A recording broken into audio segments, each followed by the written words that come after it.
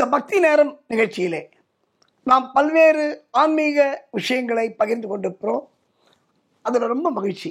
இன்றைக்கு நாம் பார்க்க போகும் ஒரு முக்கியமான விஷயம் நாம மகிமை. நாம மகிமை அப்படின்னா இறைவனுடைய நாமம் இறைவனை விட மகிமை வாய்ந்தது. நான் திரும்பி சொல்றேன், இறைவனுடைய நாமம் இருக்குல்ல, இறைவனுடைய பகவானுடைய நாமம், அந்த நாமம் அந்த இறைவனை விட ரொம்ப பவர்ஃபுல். இது எப்படி? ஒரு இன்சிடென்ட் இருக்கு. ராமாயண காலகட்டத்தில் ராமர் இலங்கைக்கு செல்வதற்காக சேது பாலம் அமைக்கிறார் இல்லையா? எல்லாருக்கும் தெரியாது. வானரப்படைகள் எல்லாம் ஒரு பாறையை தூக்கி அந்த கடலில் போட்டு, இன்றைக்கும் ராமேஸ்வரம் தனுஷ்கோடி பகுதிக்கு நாம் சென்றால் அங்கே நீங்கள் பார்க்கலாம், இன்றைக்கும் அந்த கல் மிதக்கும். அங்கே போட்டால் சாதாரணமாக கடலில் தண்ணியில் கல் போட்டால் என்ன ஆகும்? உள்ளே போயிடும். ஆனால் இந்த ராமேஸ்வரம் தனுஷ்கோடியில் ராமர் ராமாயண காலகட்டத்திலே வானரப்படைகளோடு சேர்ந்து அந்த சேது பந்தனம் அமைக்கும் பொழுது வானர வீரர்கள்லாம் கல்லை தூக்கி தண்ணியில் போடுறாங்க. ஜெய் ஸ்ரீராம், ஜெய் ஸ்ரீராம், ஜெய் ஸ்ரீராம்னு அந்த கல் அப்படியே பாலமாக அமைகிறது. அது எல்லாருக்கும் தெரியும். சார், இதில் எங்கே சார் இறைவன் நாமம் இறைவனோட பெருசுன்னு, அதுக்கும் இதுக்கும் என்ன சார் சம்பந்தம் அப்படின்னு நீங்கள் கேட்கலாம். ஒரு முக்கியமான விஷயம் இதில் அடங்கி இருக்கிறது. இந்த வானர வீரர்கள் எல்லாம் ஆஞ்சநேயர்லேருந்து சுக்ரீவன்லேருந்து எல்லாம் அந்த கல்லை தூக்கி போட்டுட்டு இருக்காங்க. அது கரெக்டாக பாலத்துக்கு கரெக்டாக தண்ணியில் முழுகாமல் அப்படியே நிற்குது தண்ணியிலேயே. ராமர் பார்த்துனே இருந்தாராம். சரி, எனக்கு ஒரு கல் கூட நான் போடுறேன் அப்படின்னு சொன்னாராம். அப்போது ஆஞ்சநேயர் சிரிச்சாராம். ராமர் அப்படி பார்த்தாராம். எதுக்கு ஆஞ்சநேயர் சிரிக்கிறாரு? சரி, பேசாமல் இருந்தானே, எதுக்கும் அவங்க சிரிச்சுட்டு போகிறாங்க, நமக்கு என்ன வந்தது? ஏய், எனக்கு ஒரு கல் கொடுப்பா, நானும் போடுறேன் அப்படின்னாராம். திருப்பி ஆஞ்சநேயர் சிரிச்சாராம். அந்த சிரிப்புக்கு அர்த்தம் ராமருக்கும் புரியல, லக்ஷ்மணனுக்கும் புரியலையா. சரி, ஏதோ விஷயம் இருக்குது. சரி, நமக்கு என்ன வந்தது? ஏதோ சிரிச்சுட்டு போகிறாங்க, நமக்கு என்ன வந்தது? சரி, எனக்கு ஒரு கல் கொடுப்பான்னு இந்தாங்க அப்படின்னு சொல்லிட்டு ஒரு வானர வீரர் ஒரு கல் எடுத்து ராமர்கிட்ட கொடுக்குறாரு. ராமர் என்ன பண்ணார் தெரியுமா? இப்போ இவங்கெல்லாம் போடுற மாதிரி நம்மளும் போடுவோம்னு சொல்லிட்டு அந்த கல்லை தூக்கி அந்த கடலில் போட்டாராம். கடல் உள்ளே போயிடுதான் அந்த கல். என்னடா அது, இவங்கெல்லாம் போடுற கல் பாலமாக நிற்குது தண்ணியில் முழுகாமல், நம்ம போடுற கல் ஏன் உள்ளே போகுது? என்னடா அது புரியல அவருக்கு, ராமருக்கு. திருப்பி எனக்கு இன்னொரு கல் கொடு அப்படின்னாரா. இன்னொரு கல்லை வாங்கினாரா, திருப்பி உள்ளே போட்டாரா, திருப்பி தண்ணி உள்ளே போயிடுச்சான். இப்போதான் ராமருக்கு ஆஞ்சநேயர் ஏன் சிரிச்சார்னு இப்போ புரிஞ்சுதான். ஆஞ்சநேயர் கூப்பிட்டாராம் பக்கத்தில். ஏய், உண்மையை சொல்லு, நீங்கள் போடுற கல்லெல்லாம் பாலமாக நிற்குது முழுகாமல், ஆனால் நான் போடுற கல் ஏன் உள்ளே போச்சு அப்படின்னு ராமர் கேட்டாராம். அப்போ ஆஞ்சநேயர் சொன்னாராம், ஒரு அற்புதமான விஷயங்க இது, இது ராமாயணத்தில் இருக்கு. அப்போது ஆஞ்சநேயர் என்ன சொன்னாராம்? ஜெய் ஸ்ரீராம், நான் சொல்றதுக்கு மன்னிக்கணும் அப்படின்னாராம். என்ன சொல்லு அப்படின்னாராம். உங்களை விட உங்கள் நாமத்துக்கு சக்தி ஜாஸ்தி அப்படின்னாராம் ஆஞ்சநேயர். புரியல ஆஞ்சநேயா அப்படின்னு சொன்னாரா ராமர். அப்போ சொன்னாராம், உங்களுடைய நாமத்தை சொல்லி நாங்கள் இந்த பாறையை தண்ணியில் போடுறோம். இது எங்களோட சக்தியாலேயோ எங்களோட பவர்னாலேயோ இந்த கல் தண்ணியில் முழுகாமல் இல்லை. ஆனால் நாங்கள் அந்த கல் போடுறதுக்கு முன்னாடி உங்களோட நாமத்தை சொல்கிறோம்ல, ஜெய் ஸ்ரீராம்னு, அந்த நாம மகிமையால் தான் அந்த கற்கள் தண்ணீர் முழுகாமல் இருக்கிறதுன்னாராம். அப்போ ராமர் சொன்னாரா, அப்போ என்னுடைய நாமத்தை சொல்லி போடுற கல்லே நிற்குது அப்படின்னா, இப்போ ராமரே போடுறனையே நிற்க மாட்டேங்குது அப்படின்னாராம். அப்போ தான் அனுமார் சொன்னாராம். அதுதான் நான் ஏற்கனவே சொன்னேன், அதுக்காக தான் சிரித்தேன். உங்களை விட உங்களுடைய நாமத்தின் மகிமை அதிகம் அப்படின்னு சொன்னாராம். உண்மை அன்பர்களே, சத்தியம். ராமருடைய நாமத்தை சொன்னால் தாரணி காக்கும் தாரகன் நாமம் ஆகமம் போற்றும் ராமனின் நாமம் காருண்யம் காட்டும் ராமனின் நாமம் காருண்யம் காட்டும் ராமனின் நாமம் ராகபாவ தாளத்தோடு பாடிடுவோம் ராமநாமம். இது ராமநாமத்தோட மகிமை. ராமநாமம் சொன்னா, நான் ஏற்கனவே சொல்லியிருக்கேன், பல பெரியவர்கள், மகா பெரியவர்லேருந்து பல சான்றோர்கள், பல முன்னோர்கள், பல மகான்கள், பல ரிஷிகள் சொன்ன விஷயம், ராமநாமம் ஒரு வாட்டி சொன்னாலே போறோம், நம்ம செஞ்ச பாவமும் போயிடும், செஞ்சின்னு இருக்கிற பாவமும் போயிடும், நாளைக்கு செய்ய போற பாவமும் போயிடுமா. அவ்வளவு சக்தி வாய்ந்தது. சரி, அந்த ராமநாமத்துடைய மகிமை இறைவனே எடுத்து காட்டுகிறார். அதுவும் யார் எடுத்து காட்டுகிறார்? சிவன் எடுத்து காட்டுகிறார்.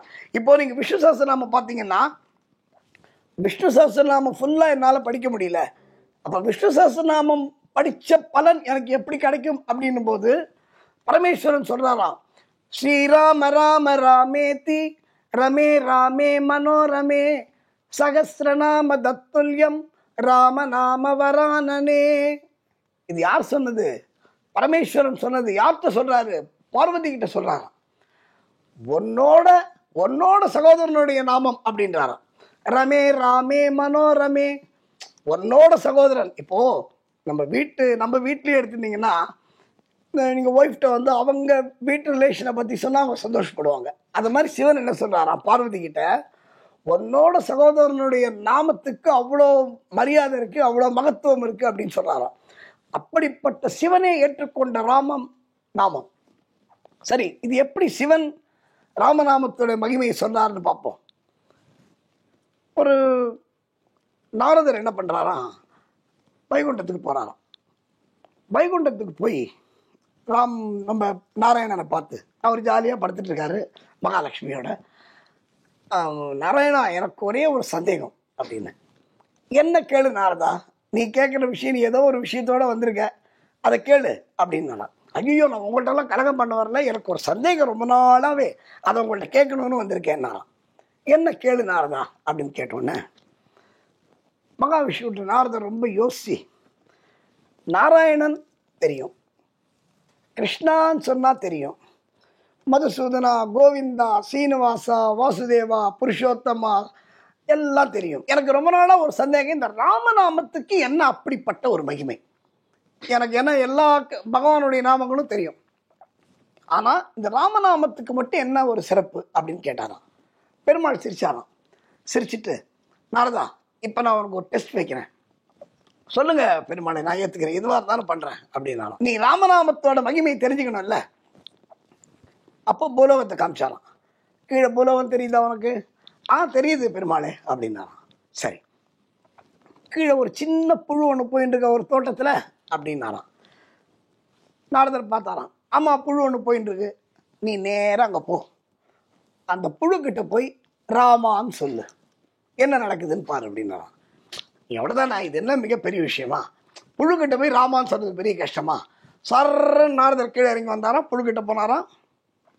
ராமா அப்படின்னாராம். புழு பட்டு செத்து போச்சான். பார்த்தாராம், என்னடா அது, புழு செத்து போச்சு. கடன்னு மேலே போனாராம். நாராயணா, என்ன நாராயணா, நீ வந்து இந்த ஜீவராசிகளை காப்பாற்றுக்கிற பொறுப்பு உன்னிடம் இருக்கிறது. அதாவது படைத்தல், காத்தல், அழித்தல். இதுல வந்து காத்தல் தொழிலை யார் பண்றது? நீ தான் பண்ற. உன் பேர் இந்த ராமநாமம் சொன்ன உடனே அந்த புழு செத்து போறதுன்னா அப்புறம் என்ன? அவசரப்படாத, இப்ப திருப்பி அங்க பாரு அப்படின்னாராம். திருப்பி பார்த்தாராம். பார்த்தபோது ஒரு பட்டாம்பூச்சி ஒன்று பறந்துட்டு இருக்கு. பட்டாம்பூச்சி தெரியுதா அப்படின்னாராம். தெரியுது பெருமாளே. நீ என்ன பண்ற, நேரா பட்டாம்பூச்சி கிட்ட போ, அந்த பட்டாம்பூச்சி கிட்ட போய் ராமான்னு சொல்லு அப்படின்னாராம். உடனே நாரதர் வந்து, என்னடா இது ஒரே பரிசையா இருக்கு, சரி போய் தான் பார்ப்போமே, நேர கீழே வந்தாராம். பட்டாம்பூச்சி பறந்துன்னே இருந்து ஒரு பூ மேல வந்து உட்காந்துதான் தேனை பிடிக்கிறதுக்கு. ராமா அப்படின்னாராம். இருந்த இடத்துலயே அந்த பட்டாம்பூச்சி செத்து போச்சான். பார்த்தாராம், என்னடா அது, ராமநாமத்துக்கு ஏதோ மகிமைன்னு சொல்றாங்க, எங்கெங்க ராமநாமம் சொல்றோமோ அதெல்லாம் செத்து போறது அப்படின்னு சொல்லிட்டு திருப்பி நாரதர்கிட்ட போயிட்டு பெருமாள்கிட்ட போயிட்டாராம் நாரதர். பெருமாளே, இந்த பரிசையே வேணாம், நான் கேட்ட கேள்வி என்ன, ராமநாமத்தோட மகிமை என்னன்னு கேட்டேன், இதுக்கு எதுக்கு ஒவ்வொருத்தரையா சாவடிச்சுருக்க? வேண்டாம் பெருமாளை, நிறுத்தி இதை, நீ காத்தல் தொழில் பண்ற பெருமாளுக்கு இது அழகல்ல அப்படின்னு உடனே பெருமாளுக்கு இன்னும் சிரிப்பு வந்துதான். என்ன, நான் முக்கியமான விஷயத்த சொல்லிடுங்க, நீ சிரிச்சுட்டு இருக்க பெருமாளைன்னு கேட்டோன்னே, இனி அவசரப்படாத, ஒரு இடத்த காமிச்சு பெருமாள், அங்க வந்து ஒரு பசுமாடு இருந்துதான். நாரதா, கீழே பாரு, பசுமாடு தெரியுதா அப்படின்னு கேட்டாராம். தெரியுதே அப்படின்னாராம். இன்னும் கொஞ்ச நேரத்தில் பசுமாடு கண்ணு போட போகிறது, அதாவது கண்ணுக்குட்டி போட போகுது. நீ நேரம் அந்த கண்ணுக்குட்டிக்கிட்ட போய் ராமநாமத்தை சொல்லு, என்ன நடக்குதுன்னு பாரு. பெருமாளே, தயவு செய்து இந்த விஷப்பரிசிக்கு நான் வரல. புழுவை போய் பார்த்து நான் ராமான்னு சொல்லி புழு செத்து போகிறான், என்னை கேட்கறதுக்கு யாரும் ஆள் கிடையாது. அதே மாதிரி பட்டாம்பூச்சி 1000 பட்டாம்பூச்சி பறந்துட்டு இருக்கு, அதில் ஒரு பட்டாம்பூச்சியிட போய் ராமநாமத்தை சொன்ன பட்டாம்பூச்சி செத்து போச்சு. அதுக்கு கேட்கறதுக்குமே எனக்கு ஆள் கிடையாது. ஆனால் இப்போ பசுமாடு பக்கத்தில் சுற்றி அந்த பசுமாட்டை மேய்க்கிறவங்க எல்லாம், அந்த சொந்தக்காரங்க எல்லாம் நிற்கிறாங்க. இப்போ நான் அங்கே போய் பசு கண்ணுக்குட்டி போடுற நேரத்தில் நான் போய் இந்த ராமநாமத்தை சொல்ல போக அந்த கண்ணுக்குட்டி செத்து போச்சுன்னா எனக்கு தான் பிரச்சனை, என்ன அடிக்க ஓடி வருவாங்க அப்படின்னு. பார், நீ என்ன கேட்ட? ராமநாமத்தோட மகிமை என்னன்னு தெரிஞ்சுக்கணும் தானே கேட்ட. நான் சொல்லபடி செய், போ கீழே அப்படின்னு ஒன்று. சரி பெருமாளே அப்படின்னு சொல்லி பயந்துட்டே நாரதர் கீழே வராராம். கீழே வந்து அந்த பசுமாட்டை பார்த்துட்டே இருக்காராம். கன்று போடுகிற நேரம் வருகிறது பசுமாட்டுக்கு. பக்கத்துல எல்லாம் அந்த மாட்டுக்காரன், அந்த மாட்டோட ஓனரு எல்லாம் நிற்கிறாங்க. அவரோட எதிர்பார்த்துட்டு இருக்காங்க பசு போட போற கண்ணை பார்க்கறதுக்கு. இப்போ கண்ணுக்குட்டி டப்புன்னு விழுந்தது. இப்போ நாரதருக்கு சொல்லலாமா வேண்டாமா ஒரு குழப்பம். ஏன்னா இப்போதான் பிறந்திருக்கு அந்த கண்ணுக்குட்டி. ஐயோ, இதுக்கிட்ட போய் ராமநாமம் சொன்னால் எதனா புழுக்கான மாதிரி பட்டாம்பூச்சிக்கான மாதிரி ஆயிடுமோ, என்னடா பண்ணுறது? சரி, நாராயணன் சொல்லியாச்சு, நாராயணன் வாக்கே வேத வாக்கு, போய் சொல்லுவோம் அப்படி சொல்லிட்டு மொள்ள பயந்துட்டு யாரும் இல்லாத நேரத்தில் அப்படி பக்கத்தில் போய் ராமா அப்படின்னு ஆரம்பிப்பாரு. டப்புன்னு கண்ணுக்குட்டி பிறந்த இடத்துல செத்து போச்சான். பயந்து போயிட்டாராம் நாரதர். மிரண்டு போய் கடன்னு ஓடி வந்தாராம் மேலே. விஷ்ணுவை பார்த்து, பார், இன்னமே இந்த விளையாட்டுக்கு நான் வரல. நீ ஒவ்வொரு ஜீவராசியாக சாவடிச்சுட்டு இருக்க, என் கண் முன்னாடி செத்து போயிட்டு இருக்கு. தயவு செஞ்சு வேணா, நான் ராமநாம மகிமை எனக்கு தெரிஞ்சுக்கவே வேணாம், என்னை ஆளை விட்டுரு அப்படின்னாராம். நல்ல வேலை நான் என்னை யாரும் அடிக்கிறதுக்கு முன்னாடி நான் ஓடி வந்துட்டேங்க அப்படின்னு சொன்ன உடனே பெருமாள் திருப்பி சிரிச்சாராம். கொஞ்ச நாள் வெயிட் பண்ணு, ராமநாமத்தோட மகிமை தெரியும்னாராம். சார், நாரதர் பார்த்து இன்னுமே ராமநாமத்தை டெஸ்ட் பண்ணுறதுக்கு நாரதருக்கு தைரியம் கிடையாது, உடம்புல பலமும் கிடையாதுன்ட்டாராம் பெருமாள்கிட்ட. இன்னுமே அடி வாங்குறது பலம் கிடையாது பெருமாளே, என்னை விட்டுடு, எனக்கு ராமநாமத்தோட மகிமை, நான் ராமநாமம் சொல்லிட்டு இருக்கேன், ஆனால் ராமநாமத்தோட மகிமை எனக்கு தெரியவே வேணாம்னு சொன்னாராம். இந்த நேரத்தில் கீழே அரண்மனையில் ஒரு பெரிய அரண்மனை தெரியுது. நாரதா இங்கே வான்னு கூப்பிட்டாராம் பெருமாள். வந்தாராம். கீழே ஒரு அரண்மனை தெரியுதா அப்படின்னாராம். ஆமாம் தெரியுது பெருமாளே. தெரியுதா? இப்போ நேரம் அங்கே போ. அந்த ராஜாவுக்கு குழந்தை பிறந்திருக்கு, ஓஹோன்னு கொண்டாடிட்டு இருக்காங்க ஊரெல்லாம். அங்கே போய் அந்த குழந்தை காதில் போய் ராமநாமத்தை சொல்லு அப்படின்னு சொன்னாராம். நாரதருக்கு உடம்பெல்லாம் ஆடி போச்சான். என்ன விளையாடுறீங்களா நீங்கள்? நான் பாட்டுக்கு ஏதோ நாராயணா நாராயணான்னு சொல்லி நான் பாட்டுக்கு நாராயண நாமத்தை சொல்லிட்டு இருக்கேன். தயவு செஞ்சு இந்த விளையாட்டுக்கு நான் வரவே இல்லை நாராயணா, என்னை விட்டுடுன்னாராம். நீ போய் சொல்லுடா அப்படின்னாராம். இல்லை, புழு செத்து போச்சு, அதுக்கு என்ன கேட்கறதுக்கு ஆள் இல்லை. பட்டாம்பூச்சி செத்து போச்சு, அதுக்கே என்ன கேட்கறதுக்கு ஆள் இல்லை. பசுமாட்டு போட்ட கண்ணு செத்து போச்சு. நல்ல வேளை பசுமாட்டுக்காரன் எதுவும் பண்ணலை, நான் ஓடி வந்துட்டேன். ஆனால் இது ராஜா கிட்ட போய் இந்த விஷப்பரிசியை நான் பண்ண முடியாது. ஏன்னா அரண்மனையை சுற்றி காவலர்கள் இருப்பாங்க, மந்திரி இருப்பான், ஒரு ஏராளமான படைகளோடு ராஜா இருப்பார். அங்கே போய் சத்தியமாக நான் ராமநாமத்தை சொல்ல மாட்டேன், சொல்லி அடி வாங்கிறதுக்கு எனக்கு தாங்காது அப்படின்னு சொன்ன உடனே, நாரதா நான் சொல்லது கேளு, போ, முதல்ல போய் சொல்லு போ அப்படின்னு சொன்ன உடனே பயந்துட்டே நாரதர் கீழே வருகிறார், அரண்மனைக்கு வருகிறார். அரண்மனைக்கு வரும்போது நாரதர் எல்லாருக்கும் தெரியல, ஒரு திருக்காலமும் உணர்ந்த முனிவர், திருலோக சஞ்சாரி, நாராயண அப்படின்னு போறார் அரண்மனைக்கு. வெள்ள காவலாளிகளாம் அவங்களாம் ஒன்றுமே கேட்க மாட்டாங்க. நாரதர் யாரும் கேட்க முடியுமா? வாங்க இங்கே மகாராஜாக்கு குழந்தை பிறந்திருக்கு, அதுவும் ஒரு ஆண் வாரிசு பிறந்திருக்கு, வாங்க வாங்க வாங்க வாங்க அப்படின்னு நாரதர், நீங்கள் வந்து பெரிய ஆசீர்வாதம், உள்ள கொண்டு போய் ராஜாவுக்கு செய்தி போகிறது. உடனே ராஜா ஓடி வர்றாரு. அந்த பட்டு பீதாம்பரம் அதெல்லாம் எடுத்துன்னு பிரசாதம், அந்த நைவேத்தியம், தட்டில் பழம் எல்லாம் எடுத்துன்னு வந்து, ஏன்னா நாரதர் பெரிய முனிவர்ல, அவர் வந்து நம்ம அரண்மனைக்கு வந்திருக்காருன்னா, அதுவும் குழந்தைய ஆசீர்வாதம் வந்திருக்காருன்னா எவ்வளோ பெரிய விஷயம்.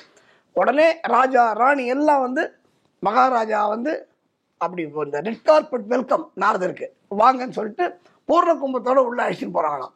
நாரதருக்கு உள்ளூர் பயம், ஐயோ இவன் பூர்ண கும்பத்தோட அழைச்சிட்டு போறானே, புழுக்கு என்ன நடந்ததோ, பட்டாம்பூச்சிக்கு என்ன நடந்ததோ, கண்ணுக்குட்டிக்கு என்ன நடந்ததோ அதெல்லாம் இந்த குழந்தைக்கு நடக்காமல் இருக்குமே 1000 கடவுளை வேண்டிட்டு 1000 நாராயண நாம சொல்லிட்டு நாரதர் உள்ள பயந்துட்டே உள்ள போறாராம்.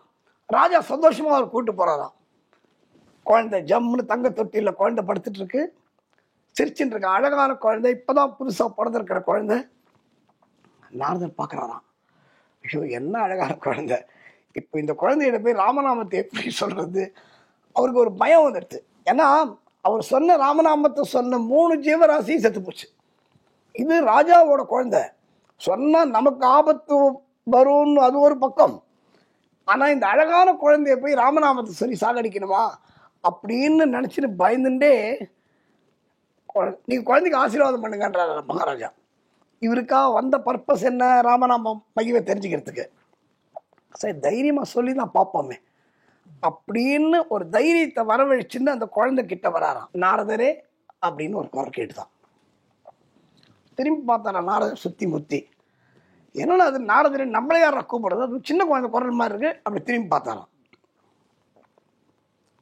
எங்கேருந்து குரல் வருதுன்னே தெரியல. திருப்பியும் நாரதரே என்ன தெரியலையா அப்படின்னு கேட்டுதான்.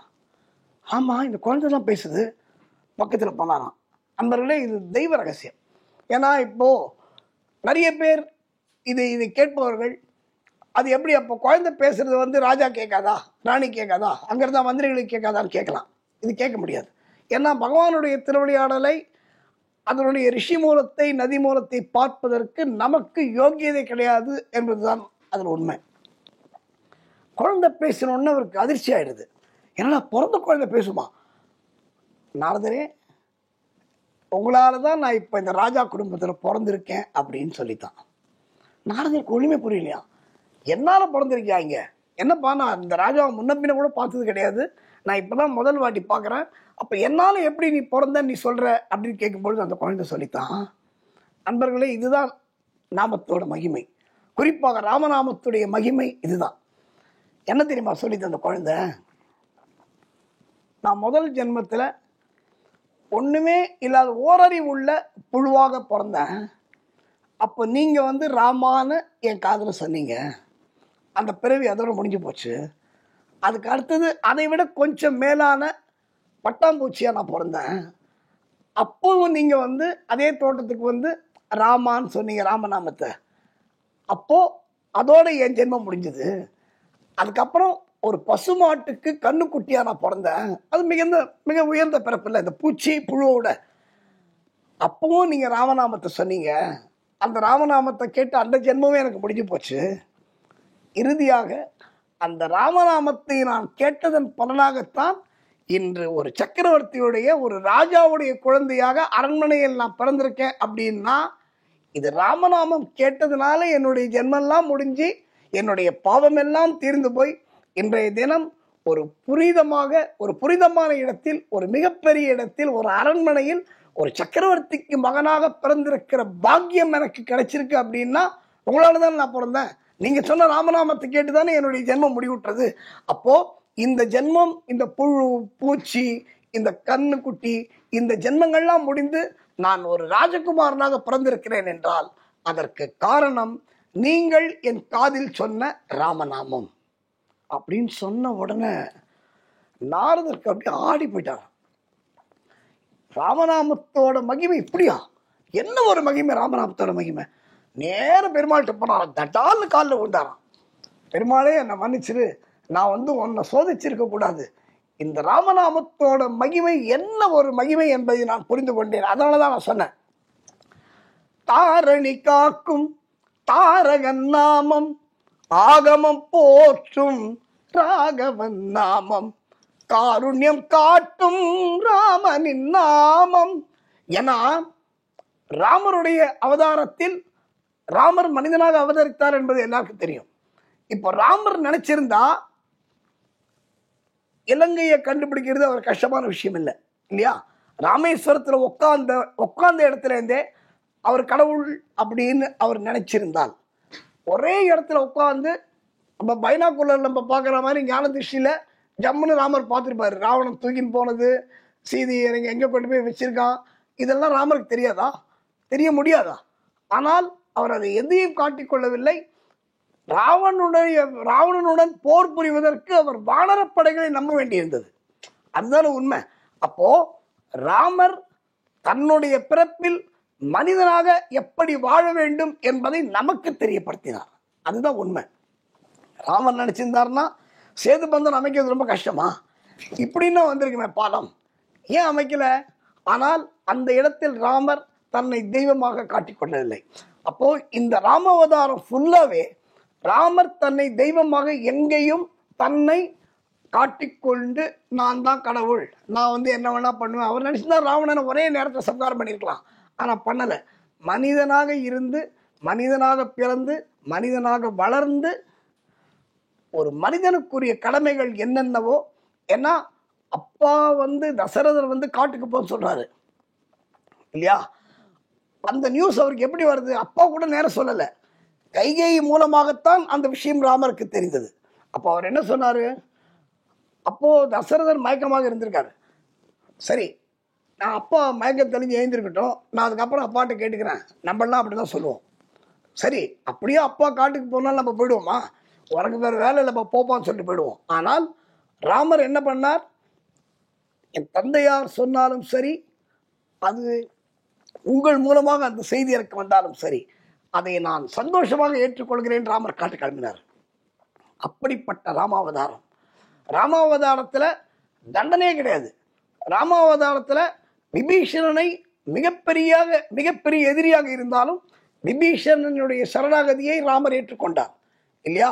அப்போ அத்தகைய ராமர், அத்தகைய ராமனுடைய நாமம் இப்போ ராமநவமி வரப்போகிறது. நான் இந்த நிகழ்ச்சியை பார்த்து கொண்ட அன்பர்கள் எல்லாருக்கும் தெரிவித்துக் கொள்வது, தினமும் சொல்லுங்கள் ராமநாமம்.